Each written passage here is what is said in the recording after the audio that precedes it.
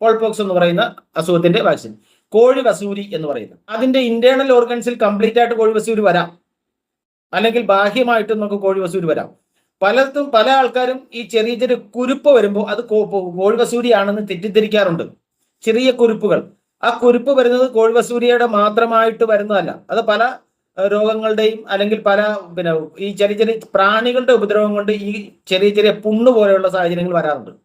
കോഴി വസൂരി ശരിക്കും അതിന്റെ തുടയുടെ ഭാഗം, കോഴിയുടെ കോഴി ഏതെങ്കിലും നമുക്ക് സംശയം ഉണ്ടെങ്കിൽ കോഴിയുടെ തുടയുടെ ഭാഗം നമ്മളൊന്ന് തൂവൽ മാറ്റി നോക്കിയാൽ അവിടെ ചെറിയ ചെറിയ പാടുകൾ കാണാം. നമ്മുടെ ചൂടുകുരു പോലെയുള്ള ചെറിയ ചെറിയ കുമിളകൾ പോലെയുള്ള പാടുകൾ കാണാം. ഈ പാടുകൾ ഉണ്ടെങ്കിൽ അത് കോഴി വസൂരി അല്ലെങ്കിൽ പോൾപോക്സ് ആണെന്ന് നമ്മൾ മനസ്സിലാക്കുക. ഇത് പകർച്ചവ്യാധിയും കൂടിയാണ്. ഇങ്ങനെ വന്നു കഴിഞ്ഞാൽ എല്ലാ കോഴികൾക്കും ഒരേപോലെ പകരുന്ന ഒരു രോഗമാണ് ഈ കോഴി വസൂരി എന്ന് പറയുന്നത്. ഇതിന്റെ ഇഞ്ചക്ഷൻ എന്ന് പറയുന്നത് 0.3 ml 0.3 ml പോൾപോക്സിന്റെ വാക്സിൻ ഇഞ്ചക്ഷൻ ആണ് അത് ചെയ്യേണ്ടത്.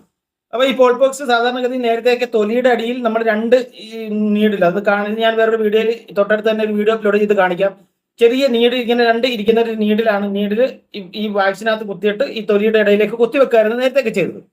ആ ഒരു സിസ്റ്റമൊക്കെ മാറി ചിറക് നമ്മൾ നൂർത്തി കഴിഞ്ഞാൽ അതിന്റെ ഏറ്റവും ചിറകിന്റെ സ്റ്റാർട്ട് ചെയ്യുന്നത് നമ്മൾ ഈ തോള് പോലെ ചിറക് സ്റ്റാർട്ട് ചെയ്യുന്ന അവിടെ ചെറിയൊരു മസിൽ ഉണ്ടാവും, ഇൻട്രാമസ്കുലർ എന്ന് പറയും. ഇൻട്രാമസ്കുലർ എന്ന് പറഞ്ഞാൽ അത് കോമൺ ആയിട്ട് കാണുന്ന മസിലുള്ള ഏരിയകളെ പറയുന്നതാണ് ഇൻട്രാമസ്കുലർ എന്ന് പറയുന്നത്.